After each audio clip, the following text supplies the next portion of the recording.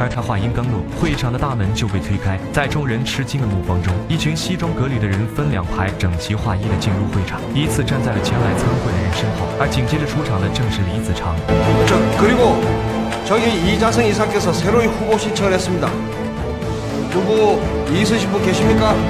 随着李子成入座，原本还有些喧闹的会场瞬间鸦雀无声，更别说有何意义。大半根未抽完的香烟，也代表着唯我独尊的李仲九命丧黄泉。而江科长这边虽然掏枪反抗，但始终不是老棒子的对手。同时，高局长停车等轻轨驶过的间隙，还来不及反应，就被接连射来的数枪爆头。理事会上，由于李子成是唯一的候选人，他顺理成章地移位至主座，会场里掌声雷动。而伴随掌声的是江科长被割喉飞溅的鲜血。这下知道李子成警察身份的人都已消失，他将高枕无忧地坐上金门集团头把交椅，以后没有人再可以控制他，也没有事再会轻易威胁到他。在理事会结束后的一个静谧的下午，会长李子成看着自己在警局的资料，若有所思。也许他没有忘记自己曾经身为警察，但他更愿意听大哥丁青的话，选择活下去，因为活下去才能保护自己所爱的人，活下去才不会让自己大哥白白死去。他在座位上点燃一根烟，看着窗外的太阳快要落山，他的思绪回到6年前那个黄昏落日的下午，自己和丁青一起走在夕阳西下的小道，直至来到一家店铺门口。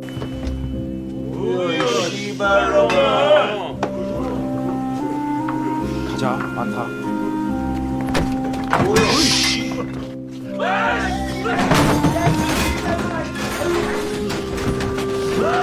半晌过后，两人从店里走了出来，身上都带着不少血迹，但却已经把里面的人全部解决。这时丁青让他拿一根烟抽，可没想到自己掏出的打火机竟怎么也点不着火，但这却是他记忆里抽过最好的烟。这根烟便是生死之交的兄弟情谊。影片的结尾也解答了为什么丁青在得知李子成是卧底后没有对他动手，因为他对李子成的兄弟感情早已越过了警察与黑帮之间的身份界限，甚至超越了自己的生命。他在奄奄一息之际见到李子成的第一句话便是：还能见到你真高兴，兄弟你看起来很累。因为他最清楚李子成的处境也十分痛苦，为了帮他摆脱现在的处境，他替李子成删掉了在警局的档案，阻止他给自己重新戴上氧气罩，并告诉他心要狠一点才能活下去。这也是丁青希望兄弟好好活着所能做的最后事情。而丁青走后，李子成到影片结束几乎没有一句台词，但眼神却从不安退缩变得冷峻坚定，把自己置身黑道的国家并不保护他，反而自己的敌人却愿意与他同生共死。于是他用大哥清洗卧底的手段清洗了挡在路上的所有人。而影片的亮点在于没有将黑与白划出明显界限。江科长虽然身为一名警察，却也做了很多威胁牺牲警察、勾起黑帮自相残杀的事。但从一次他与高局长谈话，高局长让他不要碰桌上的盆栽，他却把盆栽的叶子摘了下来。可以看出，江科长其实也早就不愿服从命令，想要退出，但他也是身在局中身不由己。另外，就算影片中唯我独尊的李仲九，在知道自己大势已去面对死亡时，也只是优雅地要了一根烟，